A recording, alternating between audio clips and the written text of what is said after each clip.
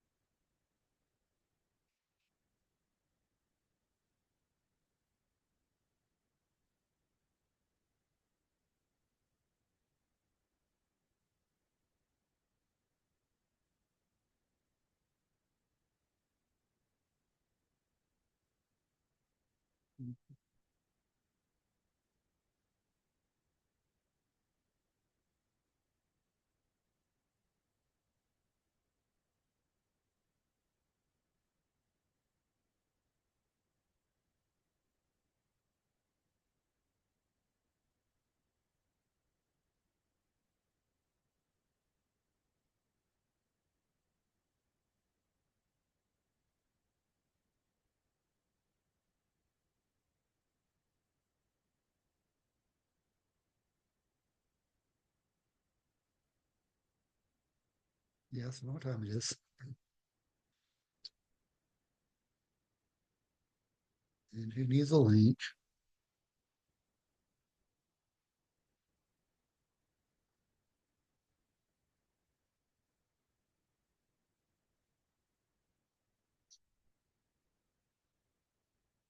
Thank you.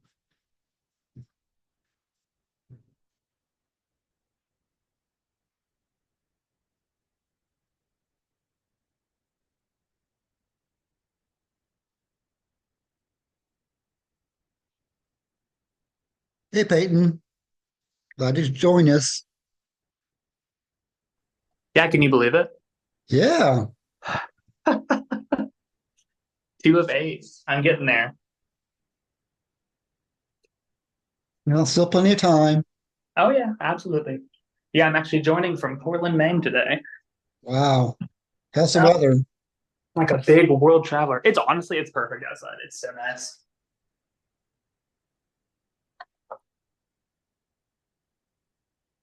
Yeah, I actually just flew in, got to my hotel room, so it's like perfect timing.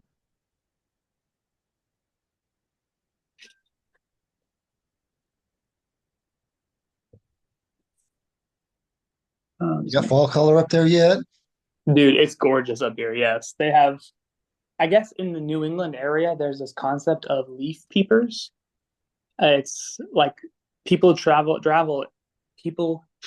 in like droves to come up here and like just see it. It's pretty stunning, I will say. It's not quite in peak, like it's not like fully up yet, but yeah, it's pretty dramatic for sure, Nice. which is cool. Yeah, so it's pretty nice. I'm excited for. I'm actually in Portland city, like the city of Portland right now, so it's not quite as leafy, but the flight in was pretty. No, that's it. pretty We may not need it for this if we don't have anybody joining us in the office. They'll be by Zoom. Can you see it on the computer? Yeah, that I can do. Yeah, this one's working. This one's the problem child.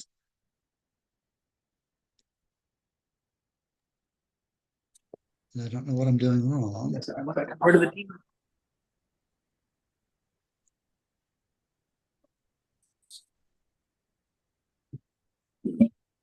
See, Heyo.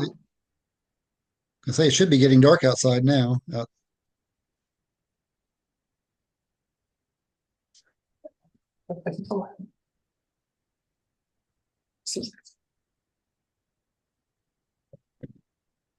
No, no. How do I turn that?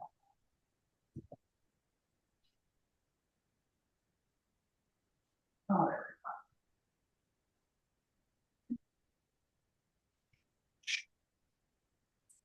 Did I notice the street level is downstairs where the partnership used to be? Well, community partnerships was all over the building. Right. The main office was upstairs, but then they had the Edge office was down the hall, And then a few of the people from CP were actually downstairs. So they were kind of all over the building. So, yeah, when they left and moved down there, then street level, yeah, is downstairs. I don't see too much of them, other than the clientele waiting outside.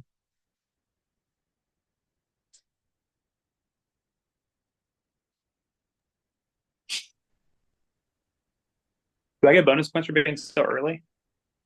No, Dang, that's okay. You sorry. miss every shot. You miss every shot you don't take, Mark. That's right.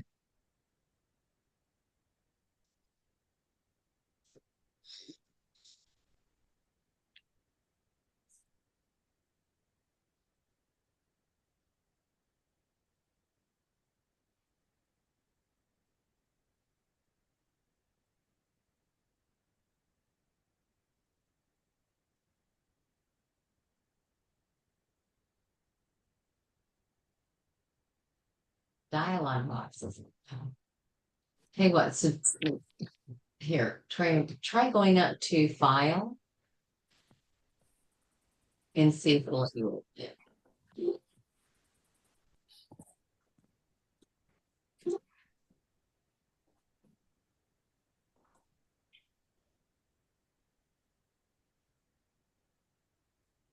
Hey, there's Debbie. Hey, I'm sorry, I'm not gonna make it there. I just got home from work. That's okay. Had to feed the critters. Well, my Those pesky. critters were given food, but they had not eaten when I left.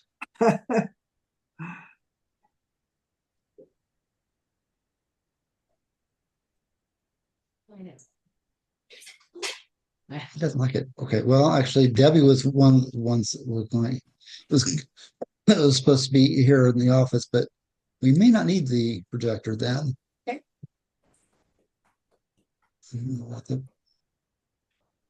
Hi, Debbie. It's nice to meet you. My name's Peyton. I'm just figuring I'd introduce myself. Nice Hi. to meet you too. Hi. Mind if I come over there? Sure. Yeah, I will flip it around once I do introductions, and then you can run the whole program if you want. So I'm not trying to hoard or anything, keep anything secret. Come over there if you No, no, want. no, no. Yeah. Well, you probably will want to move over one seat or so, but um,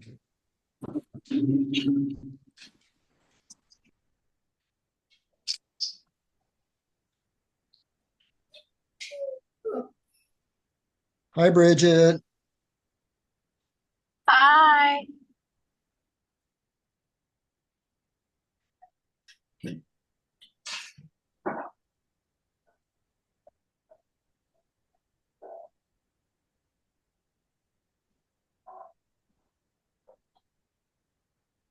We're gonna shut all this one down then. I'm tired of messing with it. Yeah. And if we have people in the office, then they can watch this. We're just gonna share the screen. Yeah, we'll all just share the screen. Here's Annette.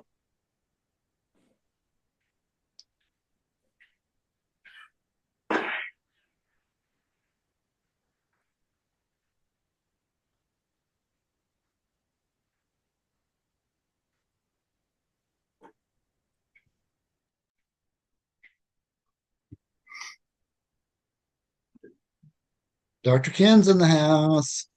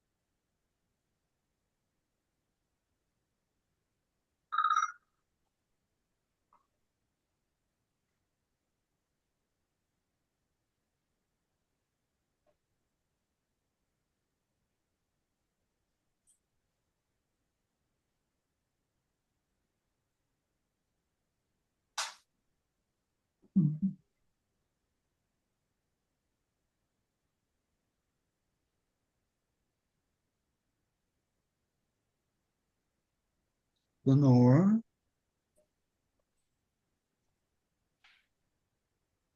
Yes.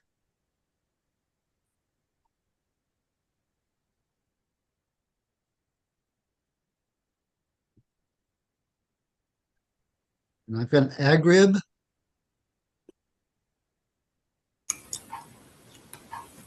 There's Georgia. Hello.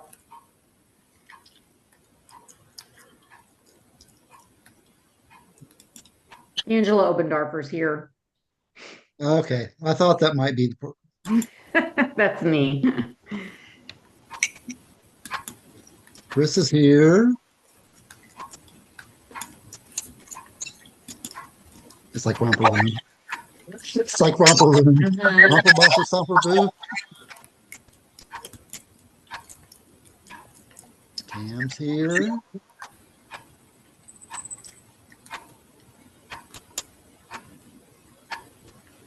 Give about another minute or so, and then we'll get ready to start.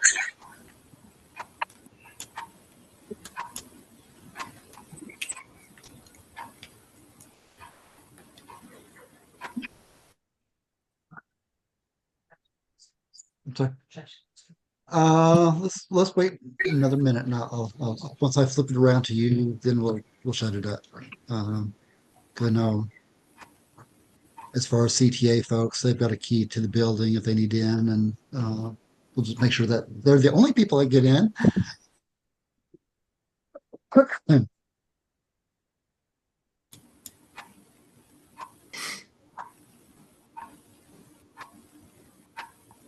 Okay, well, I've got a minute after 6, so we're going to go ahead and get started. So welcome this evening, guys. We've got an excellent presentation. We have Dr. We don't know about that yet. I think it will be. I think it will be. We have Dr. Dana Branson from the university here to talk to us. She is a PhD and an LCSW and a couple other initials. She's a social worker. She's a social worker. So I'm going to flip the computer around to her, and she's got a PowerPoint to talk through, and the program is being recorded, so y'all can rewatch if need be, and we'll share it for everybody else. So I'm going to go ahead and share it to her.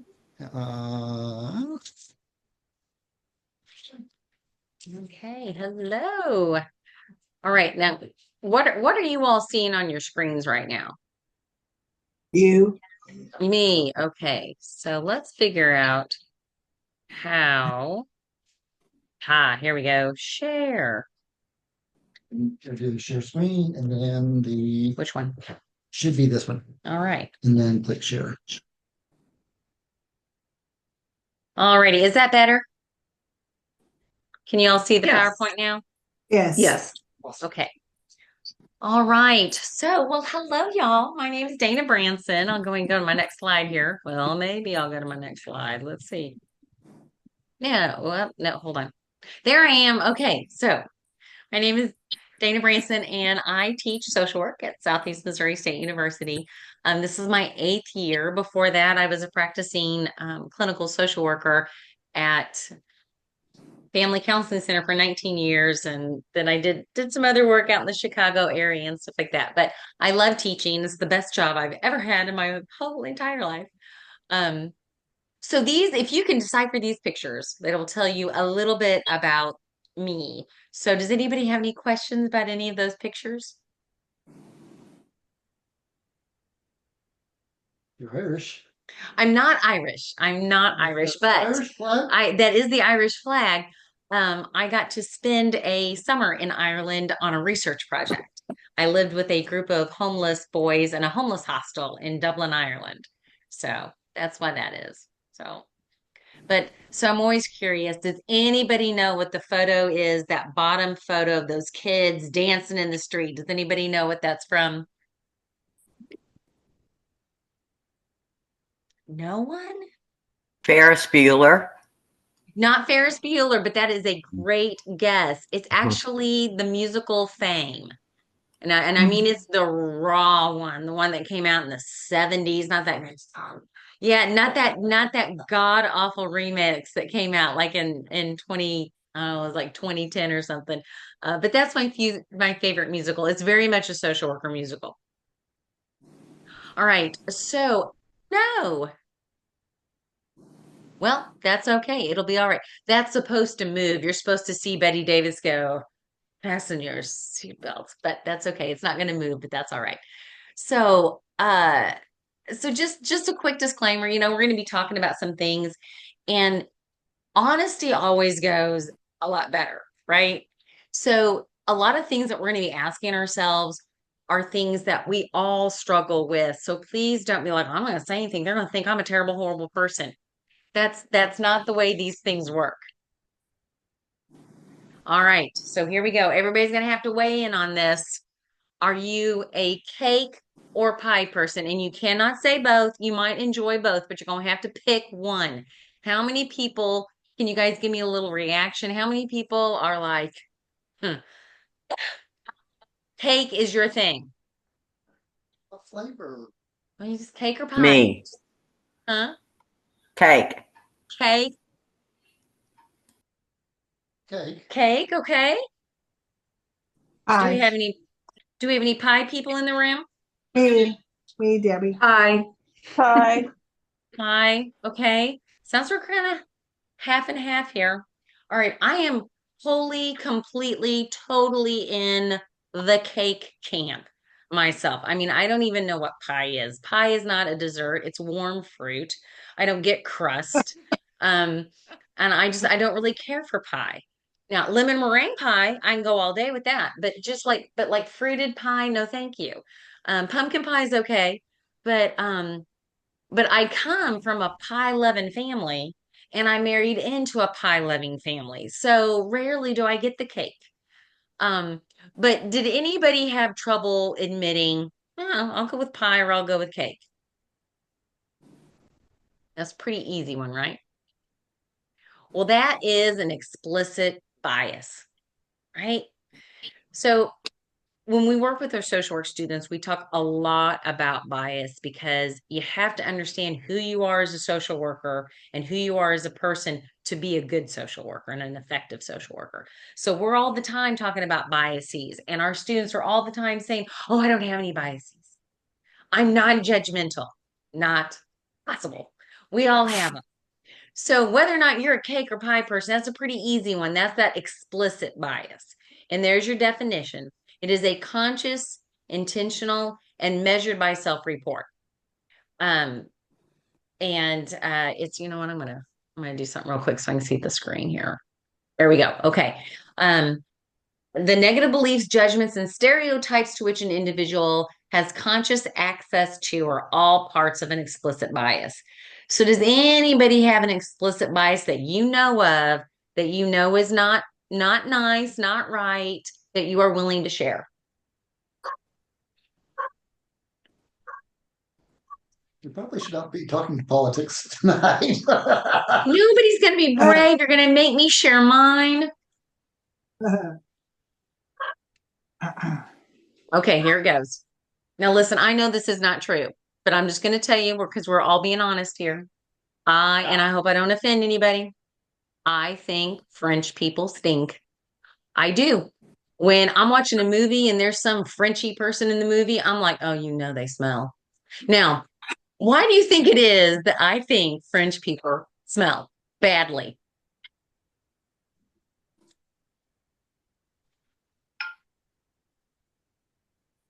Outdated plumbing, Outdated plumbing. Okay. so they can't bathe and Well, okay. So French aren't known for bathing. They're known for perfume to try to cover up a stink, and that's just stink on stink as far as I'm concerned. And I've been around some French people, not every single one by any means, but I've been around a couple of French people that it was like, woof, oh my, right? So that is an explicit bias I have. I know it's not right. I know it's incorrect, but I still got it. It pops in there. I can't help it. Pepe Le Pew, there it is. Okay. So now an implicit bias, that's different. Explicit, we know about, right? We can own up to that if we're honest. Implicit is unconscious. These are the things that we don't know, we don't know of ourselves.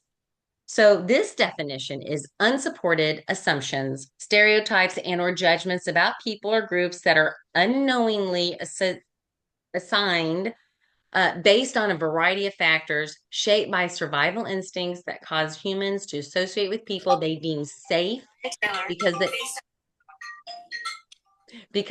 they deem safe because they are perceived as similar.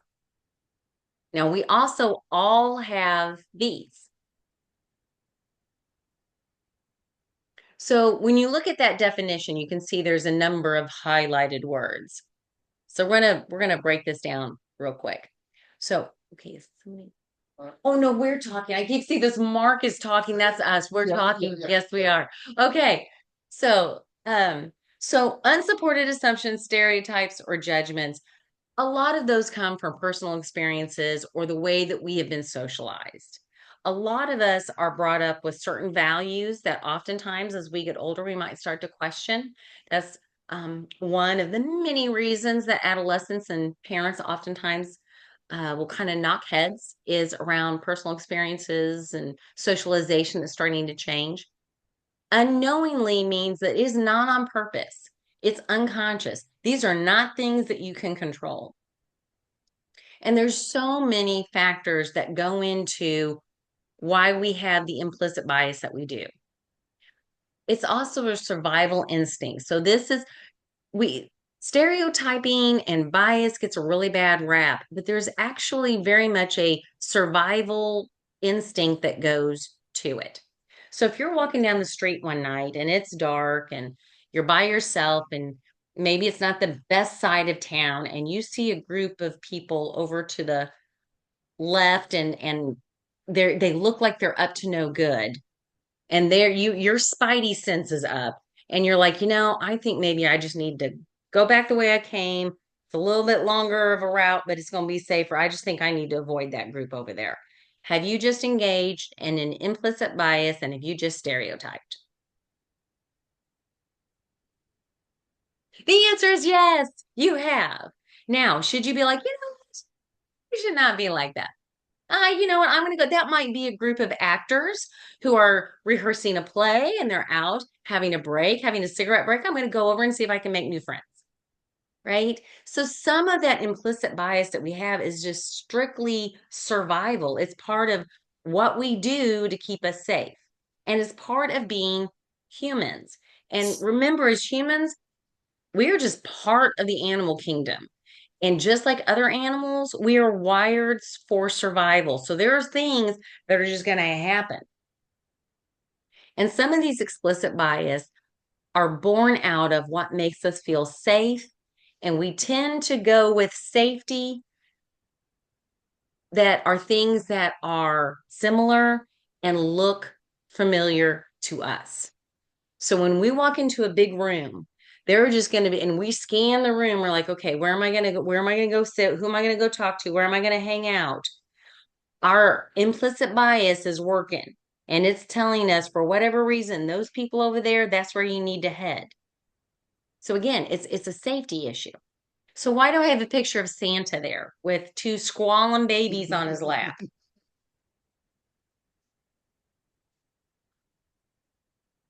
The reason being is, even though Santa is this wonderful, wonderful person, when you're a baby, you don't know who Santa is. You've got that separation anxiety. So you get very, very concerned about sitting on this guy's lap. That's implicit bias. It comes with you. Something that is unfamiliar is unsafe. But he knows when you're sleeping and knows when you're There, awake. yeah. So hey, So looking at the brain science around implicit and explicit bias, our brains are fascinating machines that we really, truly don't understand very well. But we know that we can process 11 million pieces of information unconsciously per second. Per second. That is system one. That's the inner part of your brain. System two is the more conscious part of your brain. It can only process about 40 pieces of information at a time. So we know that system one is always way ahead of system two. So where do you think implicit bias lands? Well, if you're saying it lands in system one, you would be right. So by the time your conscious mind catches up to, you know what, I shouldn't be feeling this way. I'm actually making some biased judgments right now that are uncalled for. I really don't know this situation. I need to step back and evaluate for a second. Your implicit bias has already taken off and taken you where it's taking you. So a lot of figuring out implicit bias is reflecting and asking yourself those questions about, why do I feel like this? Why do I feel unsafe right now? Why is it I'm favoring this over that? Why am I having that kind of reaction? All right, so these are probably terms that everybody is familiar with. Stereotyping, again, that can be positive or negative. Usually we think of stereotyping as a negative connotation, but again, it's a safety issue. But the reason that we want to take a look at these things is so we don't go from stereotyping into these other things where we get into biases that cause us to take action against people that end up creating oppression for entire groups of people. And knowing our biases can help us to curtail some of that. All right. Is anybody familiar with this graphic? Hopefully so, from training class. Oh, you've seen it before? Hopefully so. Yeah, hopefully. Because it is an oldie but a goodie. It's been around since the 70s. This is Hall's cultural iceberg, but it's so good we keep bringing it out. But you know what we know about icebergs is the biggest part of the iceberg is under the water. So the top part of the iceberg, that's the fun part of culture, right? That's the going into an ethnic restaurant and not being able to pronounce something, pointing at it and like, I want to try that. Most people really enjoy the top part of the iceberg. Going to festivals or seeing how the customary dress of people, some of their music, those are the things that most people really enjoy. The shallow culture is where you get under the water and you get into some of this area where it's like, well, okay, so that's interesting how you guys do it. And it's like, well, you know, you're doing it wrong, but if you wanna, that's your prerogative. That's fine. That's okay. And then we get down into deep culture. And deep culture is down here at the bottom of the iceberg. And this is the stuff that our implicit bias hits hard. And this is the stuff that, ooh, not only do I not like that, I don't like that so hardcore. Now I don't even like you. And this is the stuff that we fight wars over. And there's a lot of factors that can go into bias. So we know that, oh, I'm going to go back here. We know that with our culture, culture is like a pair of glasses that you wear on your face. Everything you look through your glasses is filtered by your culture, and everything that you see out there comes back through your glasses is filtered by your culture. But because we have them on and we wear them around, we sometimes forget that not everybody's got the same pair of glasses on. So a lot of culture is just those personal experiences that we have, that socialization that we have, and then some of our values around some very specific biases. Now, I've got a nice list here. And this list has been researched to show that there are some definite biases for and against these things. Race and ethnicity is probably something nobody is new to. Age bias, gender bias, beauty bias. We know that people who are considered physically attractive just have an easier row to hoe in this world. Name bias, those people with really unusual sounding names or those people with very strong ethnic names sometimes have a harder time getting a job. So there's tons of them. I mean, this is a list, but there's tons and tons of them out there.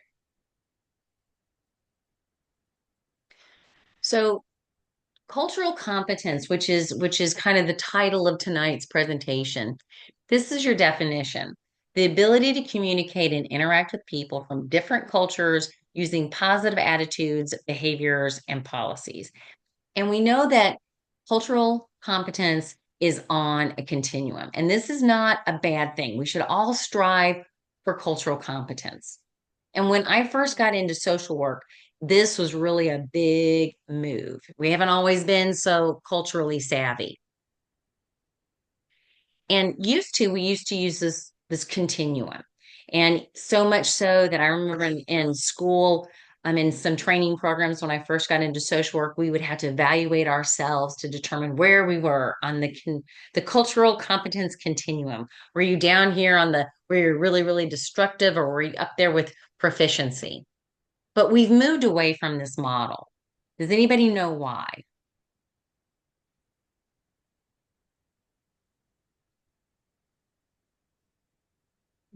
In simple education, we're getting to know each other better Okay. and being more aware of things. Yeah.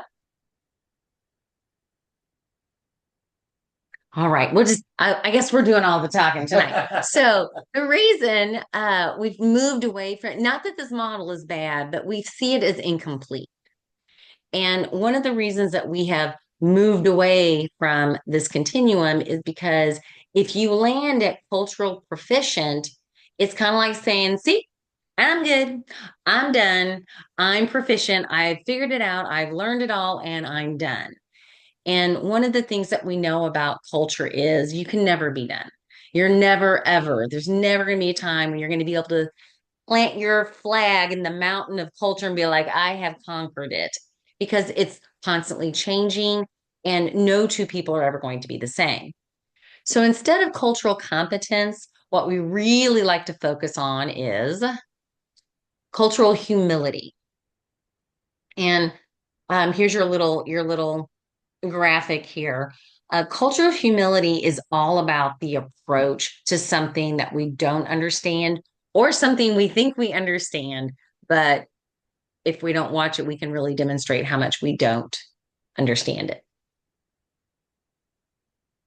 All right. So cultural humility is an ongoing process of self-exploration and self-critique combined with a willingness to learn from others. So if you go back to cultural proficiency, that is implement changes to improve services based on cultural need for organizations and individuals.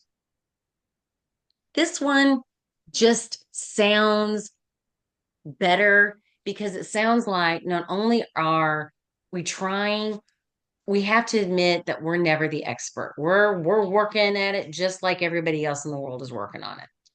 So I have several pictures here, and it's going to be really helpful if some people out there can help me out here.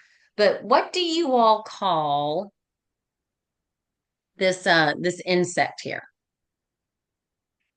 A lightning bug. A lightning bug, okay? Does anybody else call them something else? Firefly. Okay. Okay, fireflies. So I grew up calling them lightning bugs. Other people call them fireflies. Same bug, right? But depending on where you live is what you call it. So now what about down here in these 3 glasses of fluids? What do you think those are?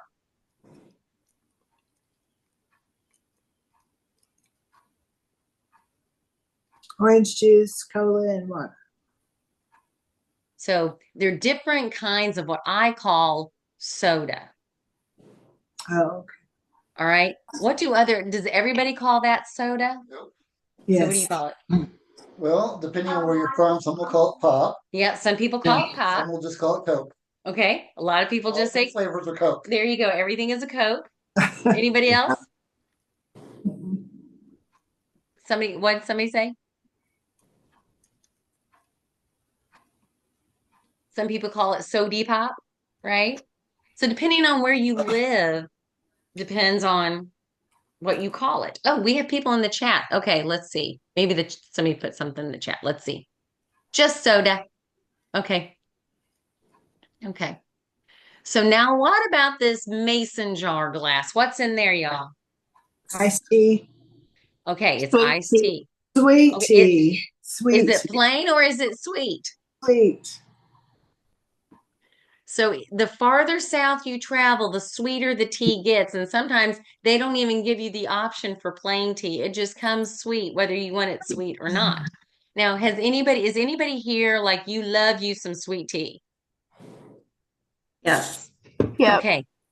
Have you ever traveled up north and ordered sweet tea? No. Oh, well, has anybody else had that fun experience of ordering sweet tea up in the northern, especially like the northeast side of the states? Mm-mm. If you order sweet tea, and I'm just going to pick on Massachusetts, they will just look at you and they will say there's sugar on the table. Uh-huh. Now, does that work? No, it's not the same. No, because iced tea, you put sugar in iced tea, it just goes to the bottom, right? You need to be made when it's warm so the sugar dissolves. So it's part of the iced tea, not that last sip is like, you know, all the sugar in one gulp, right? So culture of humility, a lot of times we like to think about culture of humility when we're talking about things from across the pond, these really, really very, very different ideas. Oh, I thought somebody put in a new message. Okay. Um, but we can have cultural differences living in the same town, next door neighbors to each other, because culture is how you're raised. And we're not all raised the same. That's why we like to bicker and fight and have elections that way in a very divided country, right? I find it so interesting the yard signs that are going up.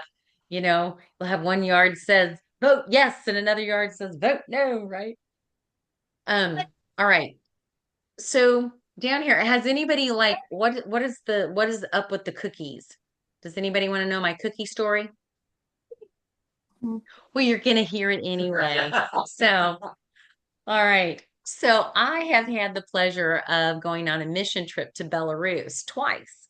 And in Belarus, which if you don't know, Belarus is a country sandwiched between Poland and Russia. Um, and Belarus has been the history of Belarus is pretty bleak. Everybody that has trampled through it has tried to rule them. During World War II, a fourth of the country died either between Stalin or Hitler. They had one of the largest Jewish ghettos outside of Poland. Um, there's a great deal of oppression in Belarus. They have some of the highest alcoholism, divorce, abortion, drug abuse. I mean, drug abuse, all the social ills Belarus is really, really high on. They need them some good social workers. So I've gotten to go over and teach English in Belarus because Belarus, a big part of their industry is software development. And if you don't know this, software is completely English based. Doesn't matter where you're at. If you're building software, you have to do it in English. So there's a lot of people in Belarus who desire to learn English. So the another thing about Belarus is very, very cultural, is every time they get together, and I mean every time for anything, they have tea and cookies, which is wonderful because I love tea and I love cookies. Now it's hot tea, it's not cold tea, it's hot tea, but they have tea and cookies. Now, I need the ladies, I'm going real sexist here, but I need the ladies to back me up on this. If you have a special guest coming, and What? you know that you're in charge of the tea and cookies. Might be good.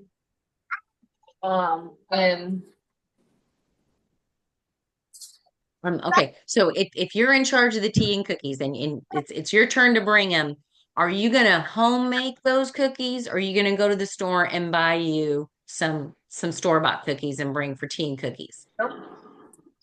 homemade. Homemade, right? If you Yep. were to show up with a thing of Chip Ahoy cookies, people be like, "Are you serious? You don't even care enough about our special guests to go to the trouble to making them the really good homemade stuff." In Belarus, it is the exact opposite. If you show up with homemade cookies, they are like, "Oh my gosh, I cannot believe you are so cheap that you would not even go to the store and buy them the really good fancy store-bought cookies. How dare you?" right? But if you don't know and you're working with somebody from Belarus and they show up at a baby shower and they've got all kinds of Oreos and Chip Ahoy and Nutty Butters, you're going to take that to the back kitchen and be like, what are we supposed to do with these? Right? And they would be like, oh my gosh, everybody brought in their homemade stuff. My goodness, they just don't even, they must not care about the people that we're throwing this baby shower for. Those are those fun cultural differences, right? We're probably not going to go to war over that, but those are just some of those hinky little differences that we have.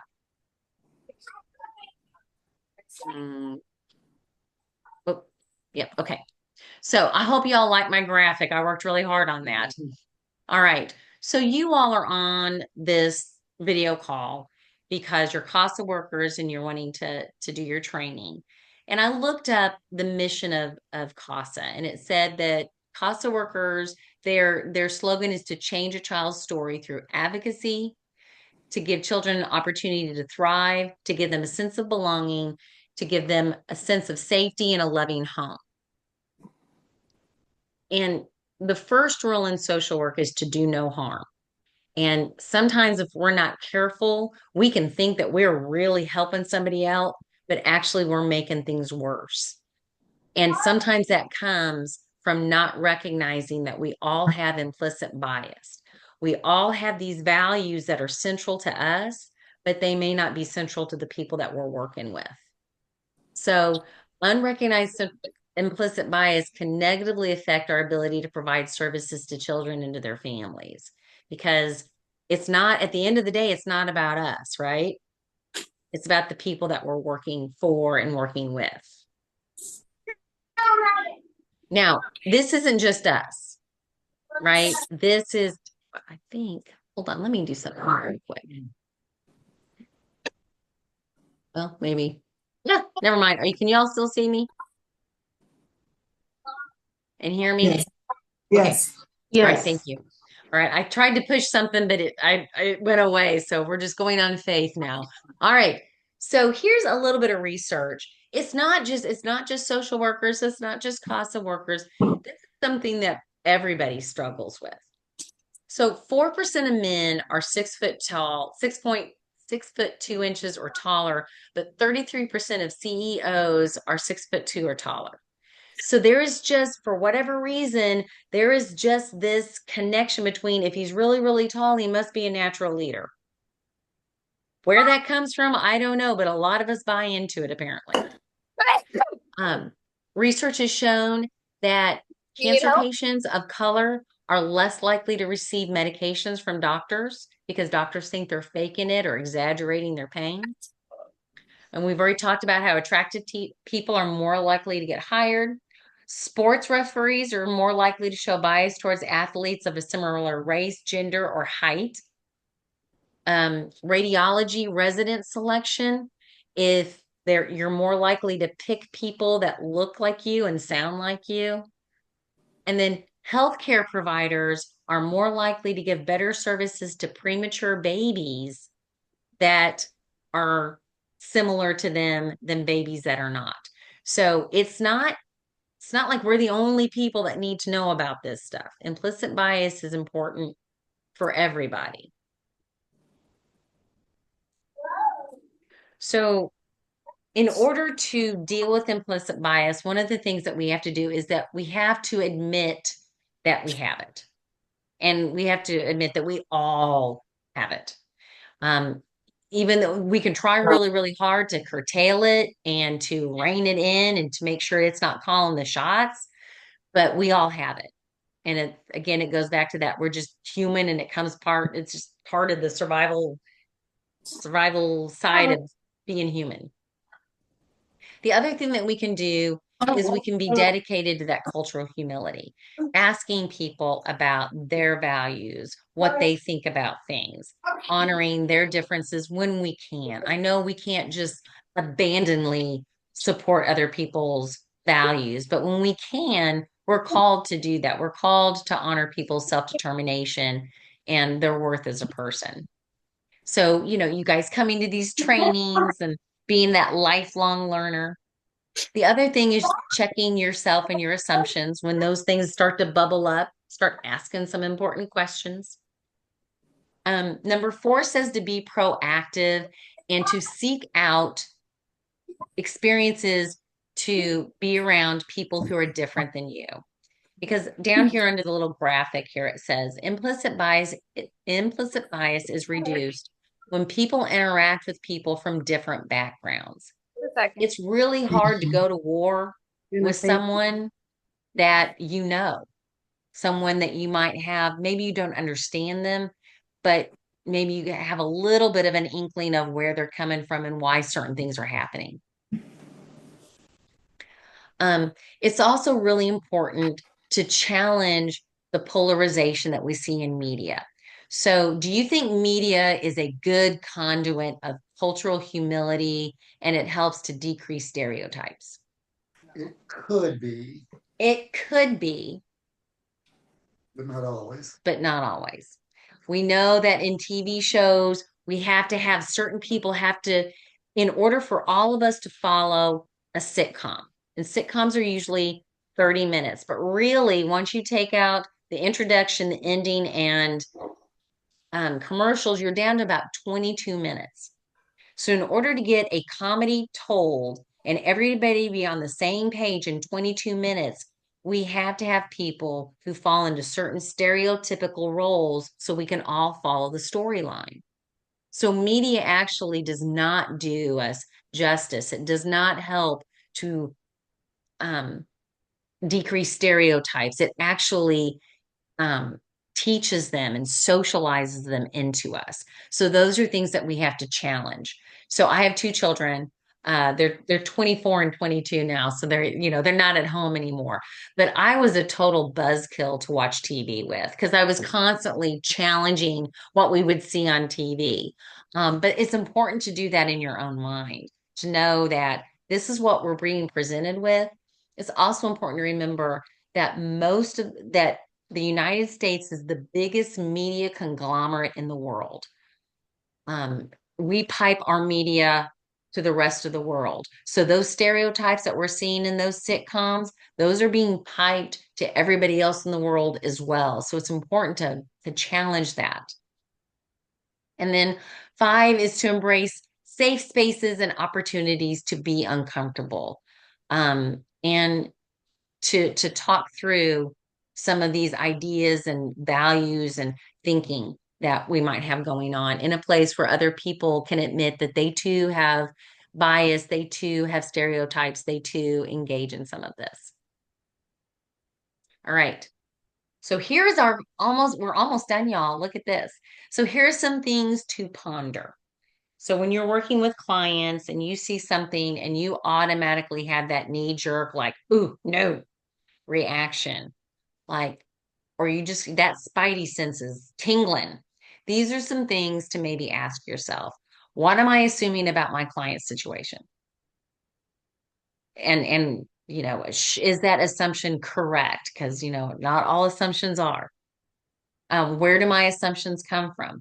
A lot of times they come from our personal experiences, or if we've been in the business for a minute, we've seen it, been there, done that. So we just assume that's what's going on here.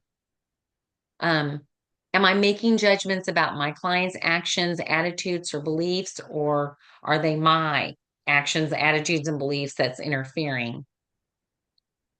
What are these norms based on? And then how might my clients be different from mine? And what of those differences can be honored while still helping them? There's my references. And then, see, these are supposed to move, and this is supposed to be the sweet little kid going, "We made it." But does anybody have any questions or comments? I don't know about you. When I'm on one of these, I would much rather than just get through the information, and then us talk at the end. So, what are we thinking about all this wonderful goodness that I've presented?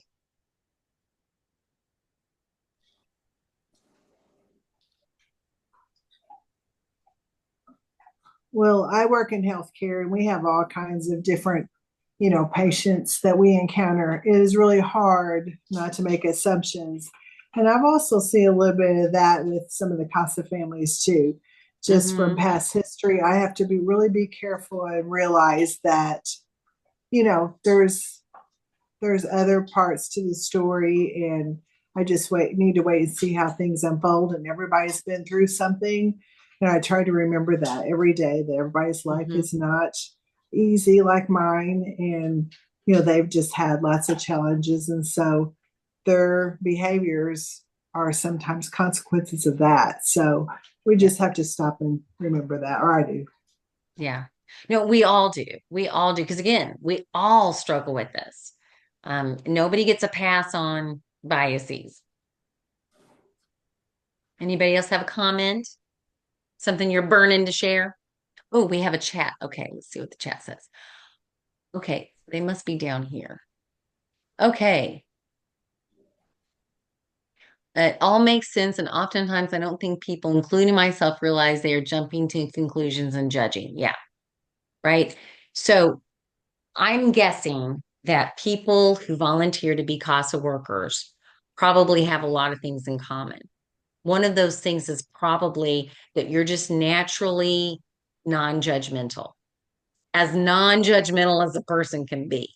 And that's probably why you're open to being a CASA worker. I'm guessing that's probably a common characteristic that comes with it.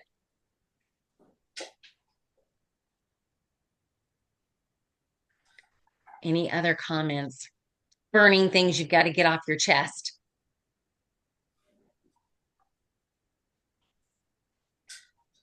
Well, something I've been learning, I've been with Netflix, I've been watching a lot of Korean series. Mhm. And definitely advocate if anybody wants to watch on Netflix. If you see a Korean series, it's really awesome to watch if you can get through the subtitles. Until episode like 15, and all of a sudden they're speaking perfectly English. And I'm like, why couldn't you also have done that to begin with through That the whole is series? interesting. But They're it- weeding out the people who aren't dedicated. so anyways, but that is part of their culture that they are bilingual. But another thing that often comes up in these series is they will have breakfast as part of the thing, and they're always eating things like seaweed soup and what looks like sushi, and I'm like, for breakfast? It's like, where's the pancakes and eggs and Mhm. and cereal? And like that's not part of their culture. Nope. So again, learning these things, is really fascinating. Yep. But you go to France and they're going to have croissants and juice maybe. Uh-huh. Bread and fruit. Yep. Or cheese and lunch meat. Yeah, it's like that's a lunch sandwich, not a breakfast sandwich.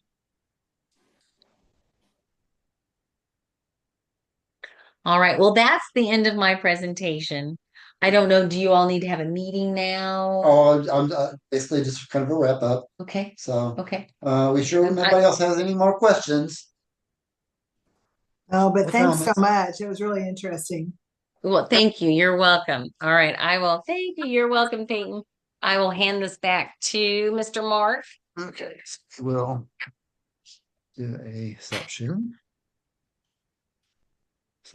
I stopped sharing. Oh, did you? I already did Okay, that, okay, yeah. sorry. My bad. I didn't know you'd done that. You may have a shortcut. Lynn Taylor. Okay, so that's what we want to say thank you. Pick a number between 1 and 11. No, I'm sorry. Oh, sorry. No, my bad. Sharon did this. I'm sorry. What I was getting to is we will have a attendance prize. And I wasn't sure if our director was going to do this evening, so I was going to have you pick a number, and then I realized she did text me. Okay. So the winner of our attendance prize for this evening is Georgia. So she will be getting an email from Sharon here later this evening for a $10 gift certificate for Walmart, I believe. So that's coming up. So again, we have I sent you all out emails this morning about in-services for October and November. So make sure those are on your calendar. We'll send out emails for the recording for this if anybody wants to rewatch, and hopefully other volunteers will watch because I think it's been really entertaining and informative. And that's basically all I have. So I've got Ken, Peyton, Debbie, Bridget, Annette, Lenore, Georgia, Angela, Chris, and Tam. I'll go ahead and make notations in your files that you attended this evening, so you don't have to worry about putting anything like that into Optima. Just your regular September contact logs to see the kids. So if nobody else has any questions, we'll go ahead and wrap it up, and I'll see you all later. Thank you. Thanks, Mark. Thank Bye. you. All right.